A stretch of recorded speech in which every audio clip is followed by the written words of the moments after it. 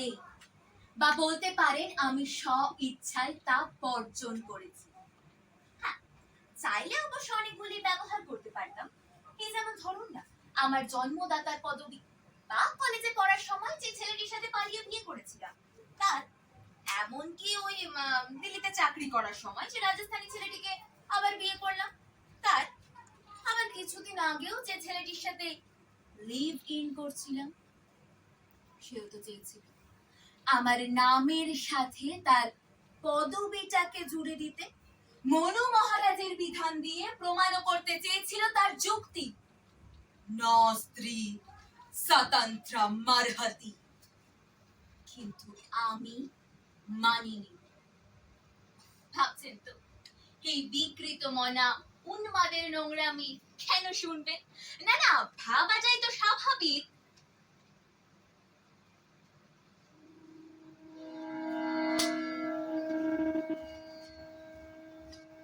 কিন্তু জানেন তো,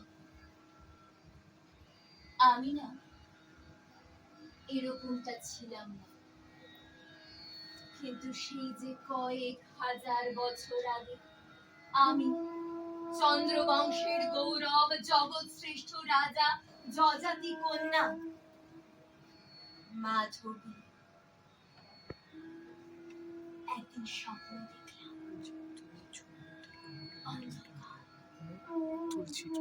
এক কালো অন্ধকারে আমি পথ চলেছি চলেছি আর চলেছি, দূরে একটি সূক্ষ্ম আলো কিন্তু দৃশ্যমান হলো।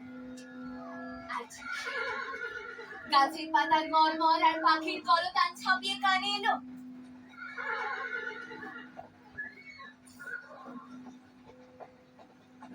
ধীরে ধীরে সেই অশ্বমূর্তির ধার এক শুভ্র ধবল ঘোড়ার অবয়ব, তারপর আরো একটি নিমেষে ঘোড়ায় ঘোড়ায় যেন ছেয়ে গেল চারিদিক, আর পর মুহূর্তে সেই অশ্বরাজের গাত্র নিঃসৃত আলোক ভেদ করে বেরিয়ে এলো সুদর্শন যুবক, যার চক্ষু ছাড়া কিছু যেন দৃষ্টিগোচর হলো না। আমি ছুটে গেলাম, তাকে ছুঁতে চাইলাম, কিন্তু সে যেন হারিয়ে গেল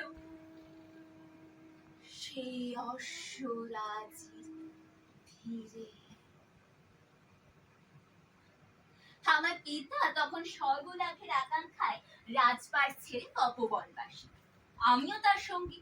অবশ্য বানপ্রস্থে রত হলেও তার মধ্য থেকে যায়নি ক্ষত্রিয়ের রকম। তিনি ত্রিলোকে অতুলনীয় দানবীর, এই তার প্রধান পরিচয়। আমার সেই দানবীর পিতাই একদিন আমায় জানালেন যে ধর্ম পালনে বাধ্য হয়ে উনি এক অজানা যুবকের হাতে দান করেছেন তার একমাত্র পুত্রী আমাকে। না না, বিবাহ উপলক্ষে কোনো কন্যাদান নয়, বরং গৃহে আগত ব্রাহ্মণের প্রার্থনা পূরণ করতে না পারার পাপ থেকে বাঁচার জন্য সজ্জিত সামগ্রী দান। হৃদয় যখন ক্ষোভে অভিমানে ফেটে পড়ছিল, ঠিক তখনই আমার দৃষ্টিপথে এলো সেই অর্বাচীনের চোখ।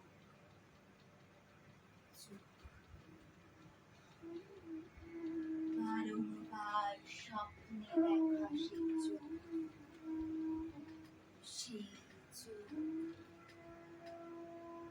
কোনো প্রশ্ন না করে, ভবিতব্য না জেনে সম্মোহিতের মতো পাল দিলাম এক অজানা অনিশ্চিত ভবিষ্যতের পথে। মহান ঋষি বিশ্বামিত্রের শিষ্য 12টি কলায় পারঙ্গম রূপবান যুবক গালব শিক্ষা গ্রহণ শেষে গুরুর নিকট গুরু দক্ষিণা দানের আজ্ঞা চায়। অবশ্য অসুস্থ বিশ্বামিত্র তার সেবায় তুষ্ট হয়ে তার নিকট গুরু দক্ষিণা গ্রহণে অসম্মত হলেও অতি ধার্মিক গালবের বারংবার গুরু দক্ষিণা দানের তাগিদ এক সময় রুষ্ট করে মুনিবরকে। ক্রোধ বশত তিনি চেয়ে ফেলেন এক অসম্ভব দক্ষিণা। 800 অশ্বমেধ ঘোড়া।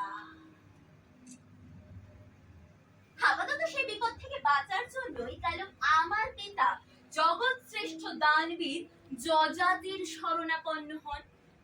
কারণ ওই শিক্ষা গ্রহণ নাকি গুরু দক্ষিণা ব্যতীত সম্পন্ন হয় না। আপাতত যা জোগাড় করাই গালবের জীবনের একমাত্র উদ্দেশ্য। বিশ্বাস করুন, আপনাদের মতো আমার মনে ওই একই প্রশ্ন এসেছিল। আমি তো এক সামান্য নারী, আমার সাথে এই অশ্বমেধ ঘোড়ার কি যোগ? আর সেই উত্তরটা পেয়ে আমি আনন্দে আনন্দিত হয়েছিলাম নাকি দুঃখে বিধ্বস্ত হয়েছিলাম তা আজও অনুধাবন করতে পারলাম না। জ্যোতিষ শাস্ত্র মতে আমি রূপ গুণ সম্পন্ন সুলক্ষণা, তাই আমার গর্ভজাত সকল সন্তানই নাকি হতে পারে ভবিষ্যতের চক্রবর্তী সম্রাট। সুতরাং আমার পিতা দানবীর যযাতি তার সুলক্ষণা কন্যাকে ধর্মের নামে গালবের হাতে দান করেছেন, যাতে আমার সন্তান বা বলা যায় আমার দেহের বিনিময়ে গালব অন্য কোন রাজার কাছ থেকে অক্লেশে জোগাড় করতে পারে তার কাঙ্ক্ষিত গুরু দক্ষিণা।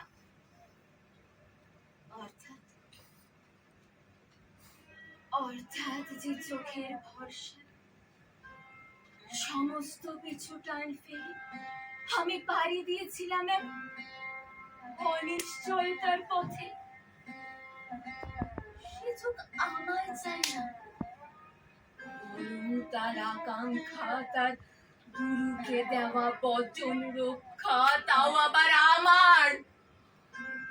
আমার দেহের বিনিময়ে।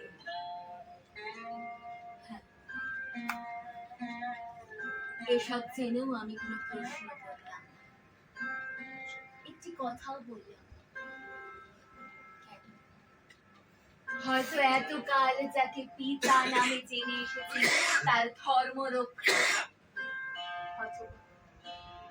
স্বপ্নে দেখা সেই চক্ষু।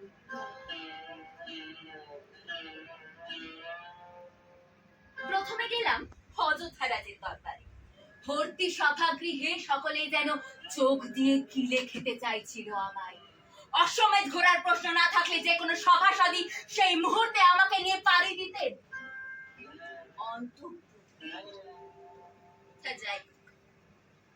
আমার সন্তান হতে চলেছে ভবিষ্যতের চক্রবর্তী সম্রাট।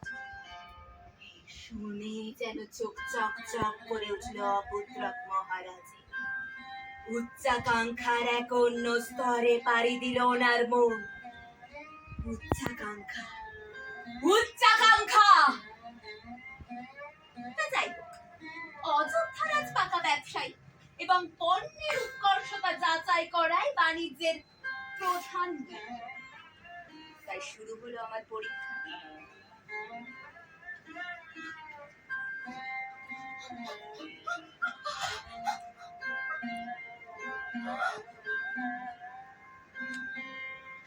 পঞ্চব্রাহ্মণ পরীক্ষার ছুতোই বারংবার ছুতে লাগলেন আমার প্রত্যেকটি অঙ্গ প্রত্যঙ্গ।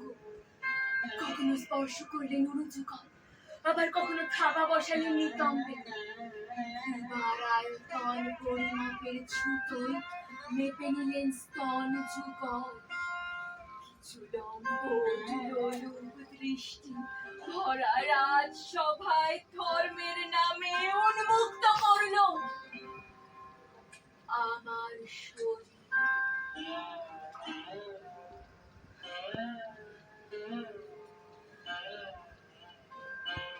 বিধান এলো উন্নতেষু উন্নতাসু সূক্ষ্ম সূক্ষ্মেষু পঞ্চাশু। অর্থাৎ আমি হতে পারি ভবিষ্যতের চক্রবর্তী রাজার জন্মদাত্রী। মহারাজের কামলোলুপ দৃষ্টিতে নিমেষে যেন শিহরিত হলাম আমি। দিক যেন শূন্য।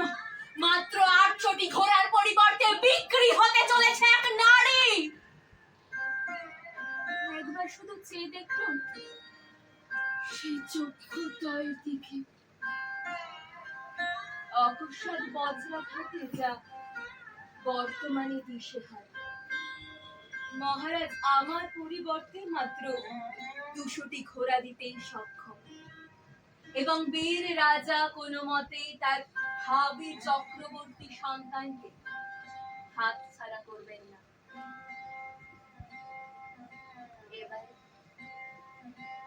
এবারে কালকের অসহায়তা তীর্থ করল আমার। শুধুমাত্র সেই জন্য নিজের সকল দ্বিধা পরিত্যাগ করে ভরা রাজসভায় নিজের সম্মান উজাড়িত করে জানালাম,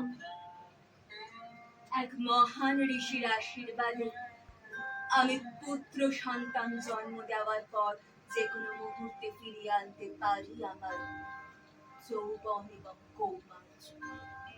মহারাজ আমার মাধ্যমে একটি সন্তান জন্ম দেবেন এবং আমার প্রাণ পুরুষকে দিয়ে দেবেন তার আকাঙ্ক্ষিত 200টি অশ্বমেধের ঘোড়া। বাকি ঘোড়ার জন্য আমি পাড়ি দেব অন্য রাজার দরবারে। ডিল ফাইনাল হলো। ধার্মিক রাজা বিবাহ নামক কূটনীতির অন্তরালে বারংবার বিদ্ধ করলেন আমার। উজাড়িত হলো আমার ভালোবাসা, আমার সোহাগ, আমার স্বপ্ন এবং সর্বোপরি আমার হুমায়িত জন্ম নিল আমার প্রথম পুত্র বসুমনা। পুত্র, আমার পুত্র, প্রথম সন্তান। এই 10টি মাস যেন সম্পূর্ণরূপে বদলে দিল আমার হৃদয়। যখন প্রথম অনুভব করলাম নারীত্বের সার্থকতা, ঠিক তখনই কালো বেশে উপস্থিত হলো সেখানে। ক্ষিপ্র হস্তে কেড়ে নিতে চাইলো তার অধিকার, যজাতির দানে পাওয়া তার সামগ্রী আমাকে। কিন্তু এই প্রথম প্রতিবাদ জানালাম আমি। গর্জে উঠল মাতৃদিদার। আমার পক্ষে সন্তানকে ছেড়ে যাওয়া কোনো মতেই সম্ভব নয় কালো, এবং মহারাজও চান আমাকে নিজের পাঁচ রানী রূপে বরণ করতে। সুতরাং আমার পক্ষে তোমার সাথে যাওয়ার কোনো মতেই সম্ভব নয়। আর তখনই ভেসে বহু আকাঙ্ক্ষিত সেই বাক্য,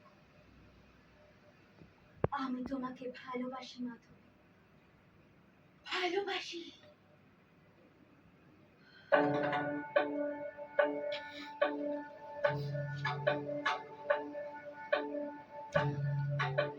সেই স্বপ্ন মাধবী, যার জন্য একদিন পাড়ি দিয়েছিলে এক অনিশ্চয়তার পথে। নিজের স্বপ্ন চাই কি শুধু শখ আর মাতৃত্বহীনতার কষ্ট? সন্তান, সে কি আদৌ হতে পারে তো? সে কি মনে রাখবে মায়ের বলিদান? আর ওদিকে যে একজন 1 বছর ধরে অপেক্ষা করছে শুধু তোকে পাওয়ার জন্য। কে যে আবার এক রাজার দরবার থেকে তুলে নিয়ে গিয়ে ফেলবে অন্যের শয্যায়, তাও আবার নিজের স্বার্থ সিদ্ধির জন্য? সে পিতা ধর্ম, তার সম্মান, ওনার কি কোনো দাম নেই তোর কাছে? তোর ভালোবাসা পুষ্প রেণু সাজিয়ে অপেক্ষামান মাধবী। চলে যা, চলে যা, চলে যা, চলে যা, যা যা যা। গন্তব্য কাশীরাজের দরবার। 16টি পুত্রের জনক অপুত্রক কাশীরাজ এক দাসী কর্তৃক দেহমর্দনরত অবস্থাতেই আমার দিকে ছুড়ে দিলেন তার প্রথম প্রশ্নবাণ।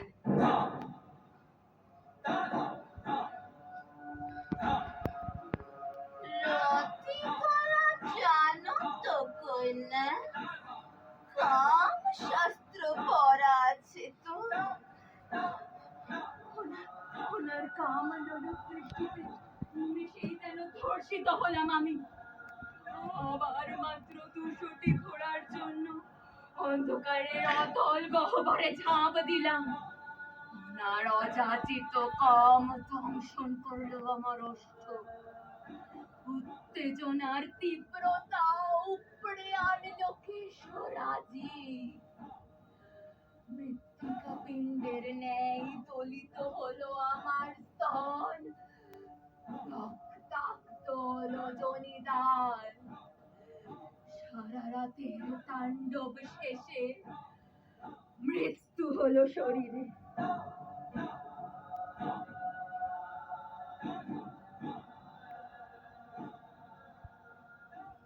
জন্ম নিল আমার দ্বিতীয় পুত্র।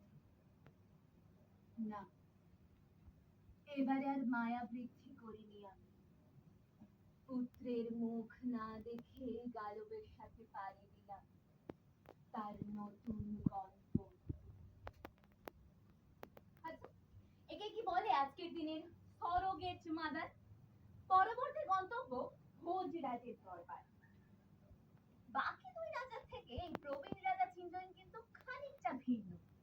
এই সদ্য যৌবনা আমি ছিলাম তার বৃদ্ধ বয়সে খেলার সঙ্গী। খেলা শেষে একটা বছর পর আমার পুত্রের বিনিময়ে 200টি ঘোড়া এবং আমাকে নিয়ে গেল পাড়ি দিল তার নতুন গন্তব্যে। অকস্মাৎ বজ্রাঘাতে যেন ছিন্ন ভিন্ন হয়ে গেল আমার 3 বছরের সাধনা। প্রাণ পুরুষকে পাওয়ার সেই ক্ষীণতম আকাঙ্ক্ষা। কেন? কারণ ভূভারতে আর এমন কোন রাজা অবশিষ্ট ছিলেন না যার নিকট আর একটি মাত্র অশ্বমেধের ঘোড়া রয়েছে। অতঃপর গালব আমাকে সবিনয়ে নিবেদন করলেন তার গুরুর কাছে। একই দিন 200টি ঘোড়া দিতে যেহেতু সে অপারগ, তাই তার পরিবর্তে একটি পুত্র। তবে এই সকল শুনে মহান তপস্বী ব্রাহ্মণ পুরুষ মহর্ষি বিশ্বামিত্র কি বলল জানেন? কি দরকার ছিল এত সবে? এত দ্বার ঘুরে মেয়েটিকে এঁটো না করে প্রথমে তো আমার কাছে নিয়ে আসতে পারতে। 4টি সন্তান না হয় আমি ওর গর্ভে জন্ম দিতাম। কি আর করা যাবে? এখন 200টি ঘোড়ার ক্ষতিপূরণ স্বরূপ একটি সন্তানই চলো রে কন্যে, আমার কুটিরে প্রবেশ করো। অতঃপর আমাকে গ্রহণ করে একটি সন্তান জন্মদানের মাধ্যমে গুরুদেব ধন্য করলেন গালবকে। সম্পূর্ণ হলো তার গুরু দক্ষিণা দানের আকাঙ্ক্ষা। কার্যসিদ্ধির পর আমার ধার্মিক সুপুরুষ আমাকে সযত্নে ফিরিয়ে আনলেন আমার পিতৃগৃহে এবং আমার দরদি পিতা নিজের সম্ভ্রম প্রমাণ করার জন্য ব্যবস্থা করলেন আমার স্বয়ংবর। যদি ওনার বক্তব্যটা ছিল, আমি জানি তুমি গালবকে পছন্দ করো, সে যদি তোমাকে গ্রহণ করতে চায় তবে তুমি স্বয়ংবরে তাকে নিজের পতি রূপে বরণ করলে আমার তাতে কোনো আপত্তি থাকবে না। হ্যাঁ, সে যদি আমাকে গ্রহণ করতে চায় তবে বলে ভালোবাসা অর্জন। এই মুহূর্তটুকুর জন্য তো আমার এতদিনের সাধনা। তাই অন্ধের মতোই পাড়ি দিলাম গালবের দ্বারে। সেও যেন অপেক্ষা করছিল এক যৌবনবতী রূপবান কন্যার জন্য। কিন্তু তার সে ভ্রম ভাঙল সহজে, কারণ শেষবারে আমি ফিরিয়ে আনিনি আমার যৌবন বা কৌমার্য। গালবের প্রস্তাব, মাধবী তুমি নবীনা রূপে ধরা দাও আমার কাছে, নবীনা কার জন্য প্রবীণা হলাম গালো? সেটা ছিল তোমার পিতার প্রতি তোমার কর্তব্য, আর আমার প্রতি কর্তব্য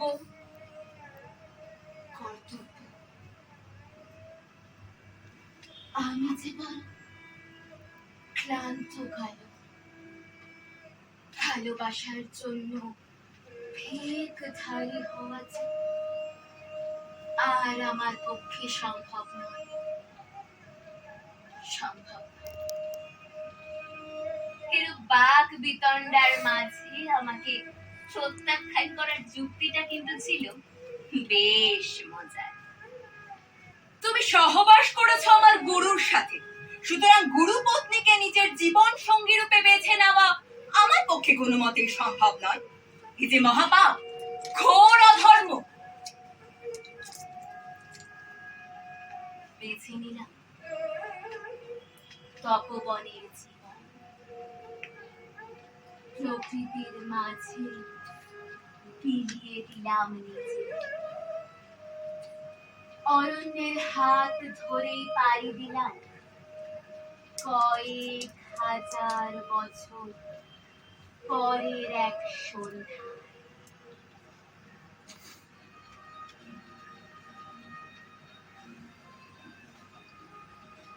নমস্কার, আমি মাধবী, প্রোগ্রেসিভ মা বাবার একমাত্র মেয়ে। হ্যাঁ, এই কলেজের লাইফ থেকে মা বাবার খোলা পারমিশন ছিল, জাতি ধর্ম নির্বিশেষে প্রেম এবং বিয়ে। তবু আমি পালাই, কারণ রোমাঞ্চ সেটা ছাড়া যে জীবন বড়ই বড়ি। কিন্তু কিছুদিন পরে না এই বিয়েটা কেমন আরো ঝিঙে পচল হয়ে গেল, পোষালো না, ফিরে এলাম। তারপর এমএ আর সোজা হুশ দিল্লি। আমার কলিগ রাহুল আগরওয়াল, তা খুব অভিজাত, রাজস্থানীদের সব রকম গুণই একটু বেশি। পছন্দটা অবশ্য সেই দিক থেকে, হাত চুপ করে বিয়ে। না না, জাজ করে লাভ নেই কাকিমা, এটা বেসিক নিড। যাই হোক, ওই কিছুদিন পরেই না শুরু হলো বংশধরের জন্য ঘ্যান ঘ্যানানি, পোষালো না, ডিভোর্স। তারপর কিছুদিন এই মাধবানের সাথে লিভিং, তাও সহ্য হলো না, ব্রেকআপ। আপাতত আমার পরিচয় আমি মাধব। এখন বেশ কিছু দেহ পিপাসু অ্যাডমায়ারারদের নিয়ে আমার জীবন। বিশ্বাস করুন, এই হালকা মেদ জমা থলথলে শরীর চাই না, ওদের চিপ দিয়ে জল খসায়। কি বলে সিকিউরিটি? মেরুদণ্ডটা সোজা থাকলে ওসব কিছু দরকার পড়ে না দাদা, যা জমায় তাতে নিজেটা ঠিক চলে যায়। আর সুরক্ষা, একজন হাত টানলে অন্যজন আসে তার থেকে আমাকে রক্ষা করতে, আবার আরেকজন আসে তার থেকে আমাকে রক্ষা করতে। আমার তো বেশ চলে যাচ্ছে। এবার আপনারাই ঠিক করুন না, আপনাদের এই পশরাকে আপনারা পণ্য হিসেবে সাজাবেন, নাকি তাকে ব্যবহার করে পুরুষোত্তমকে